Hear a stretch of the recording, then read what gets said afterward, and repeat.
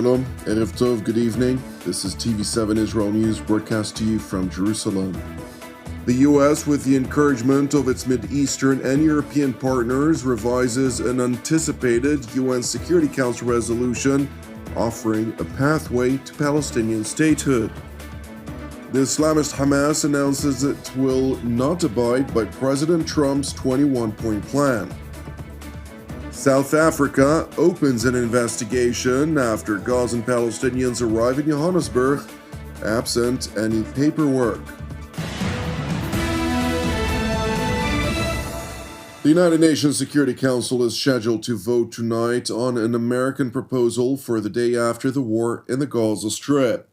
The United States mission to the United Nations released a statement in which it announced that the U.S., Qatar, Egypt, the United Arab Emirates, Kingdom of Saudi Arabia, Indonesia, Pakistan, Jordan, and Turkey have joined forces in pushing for a Security Council resolution drafted by the United States to advance President Trump's plan to end the conflict in Gaza.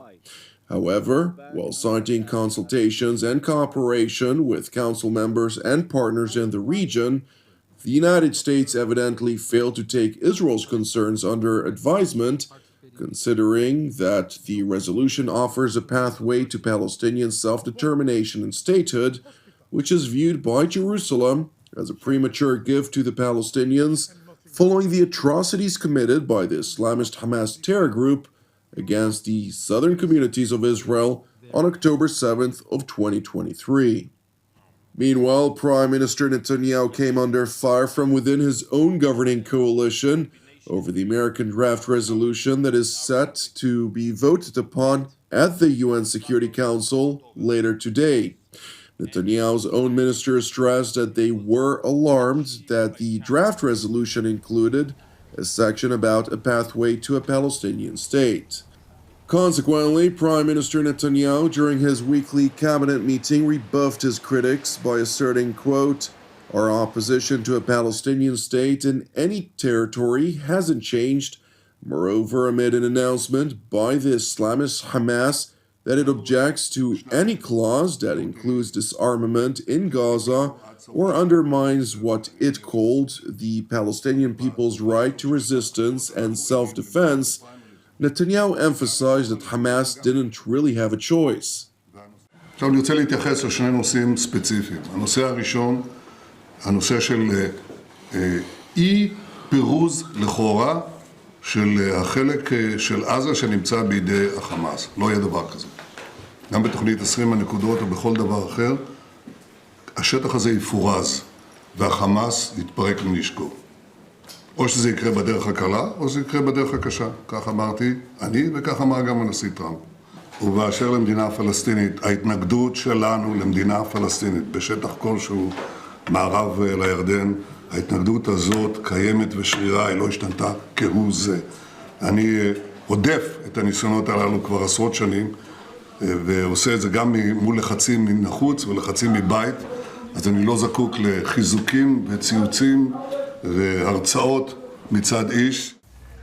It is important to know that the Islamist Hamas, in stark contrast to its commitment to disarm and relinquish governing control of the Gaza Strip, has been seizing humanitarian aid entering into the Palestinian enclave and selling the commodities to local businessmen as part of the terror group's method to levy taxes. لذلك هناك انضباط نسبي فيما يتعلق بهذا الموضوع، ضبط مسألة التجارة ومسألة الاقتصاد ومسألة البضائع وارتفاع الأسعار، لكن ما زلنا بحاجة إلى بذل المزيد من الجهد من أجل الضبط بنسبة 100%. هناك بعض الخروقات المتعلقة بهذا الأمر، هناك غلاء للأسعار، لكن هذه المرحلة تدريجيا الطواقم الحكومية تعمل تدريجيا من أجل ضبط هذه المسألة. While Hamas is making every effort to control the market, Palestinian businessmen are also exploiting the fully subsidized entry of primarily Western-funded aid to secure a profit at the expense of ordinary Palestinian civilians who are forced to pay high prices for basic commodities entering the enclave. واليوم اللي بقولها المواطن هو يعني رايح بين الرجلين، لأنه الناس اليوم بقول لك معدوم فيش حياة اليوم. واليوم بقول لك اللي عايش يعني واللي بيشتغل واللي بيشتري اللي هو الموظف كله على التطبيق، نظام تطبيق. اما في عندك ناس ايش عندها دخل، من وين تجيب مصاري؟ من وين تاكل؟ اليوم الناس كلها عايشه على التكيات. In addition to Hamas's efforts to reassert control on the Gaza market, the terror group is also openly acknowledging its efforts to subdue its rivals, referring to them as lawless gangs. منذ دخول قرار وقف اطلاق النار حيز التنفيذ تم يعني محاربه مظاهر الفلتان والعصابات الخارجه عن القانون، تم تحييد العشرات منهم، وهناك العشرات قاموا بتسليم انفسهم للحكومه الفلسطينيه. بقيت بعض البؤر في بعض المناطق، ولكن حاليا يتم السيطره بشكل كامل على كل محافظات قطاع غزه. Meanwhile, Western experts closely monitoring the situation in the Gaza Strip are warning of clear efforts by Hamas to regain full control. According to the Trump 20-point plan, Hamas needs to be out of the picture, both in civilian and security sphere. And basically saying, no, we're here to stay. We cannot be bypassed. They are creating facts on the ground that will complicate the work of the international community. And frankly, the longer that the international community waits, the more entrenched Hamas becomes. Turning to South Africa, where the ANC-run government, which repeatedly claimed its unwavering support for the Palestinian people over the course of the past several years, has now been caught off guard when a plane carrying some 160 Palestinians from the Gaza Strip arrived in Johannesburg airport seeking asylum. South African authorities initially rejected their entry. However, after local Islamic organizations mounted an effective pressure campaign, South African President Cyril Ramaphosa said they had no other choice but to receive them. Yesterday we had a plane of 160, we're carrying 160 Palestinians landing at OR Tambo. And these are people from Gaza who somehow mysteriously were put on a plane that passed by Nairobi and came here. And I got to hear about it from my Minister of Home Affairs, wanting to know what do we do now. And I said, we cannot turn them back. Even though they do not have the necessary documents and papers, these are people from a strife-torn, a war-torn country. And out of compassion, out of empathy, we must receive them. One of the Palestinian Gazans entering South Africa, absent any documentation, provided some details about his trip to Johannesburg, claiming simply he responded to a Facebook ad. وصلنا لجنوب أفريقيا طبعا عن طريق مؤسسة بتساعد على الإجلاء من الجانب الإنساني. سجلت عن طريق رابط انتشر على يعني على مواقع التواصل. سجلت تواصل معايا إنه أنا إذا باقي عندي أو متبقي عندي الرغبة في السفر إنه أجهز أموري للسفر. وقلت لهم تمام. جهزت حالنا وطلعنا. طبعا كان معبر رفح الكل بيعرف إنه مسكر حتى الآن ما تمش فتحه. فطلعنا عن طريق معبر كرمو بسالم، ومعبر كرمو بسالم من مطار رمون. وطبعا الكل يعرف الكلام هذا اللي كان حديث الإعلام. مطار رمون إلى مطار ترانزيت في مطار نيروبي في كينيا.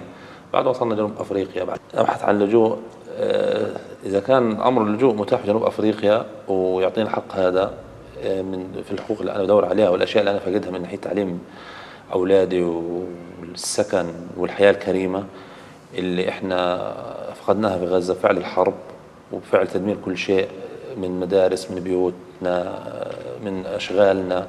أنا فقدت يعني كل شيء اللي في غزة. Meanwhile, South Africa's top diplomat announced that an investigation into the circumstances of the arrival of Gazans to Johannesburg claimed there were other countries that faced the same circumstances. We are suspicious as the South African government about the circumstances surrounding the arrival of the plane and the passengers that were in the plane. And this matter is a subject of investigation. that must be thoroughly investigated, and the South African public will know at some stage. But it is indeed an issue of concern to us. It does look like it represents a broader agenda to remove Palestinians from Palestine into many different parts of the world, and it's a clearly orchestrated operation because they are not only being sent to South Africa, there are other countries where such flights have been sent. So indeed, it's a matter that is being investigated, and we do not want any further flights to come our way. Meanwhile, in Israel, the Prime Minister's office spokeswoman responded to a question on the Palestinian Gazans arriving in South Africa. South Africa's government has raised concerns about the arrival of a plane load of Palestinians from Gaza, with officials there saying the matter was under investigation. Steve, I'm reading the remaining response in question that you have here, specifically talking about Palestinians ending up in South Africa. I don't have much I can share with you on that, but the Prime Minister has made it clear that if Palestinians want to leave, they should be allowed to leave the Gaza Strip. And if they want to come back to the Gaza Strip, they should also be allowed to come back. Thank you for watching TV7 Israel News. Please pray for the peace of Jerusalem and the redemption of Israel. I'm Jonathan Hessen wishing you an Erev Mevorach. Until our next broadcast, Shalom from Jerusalem.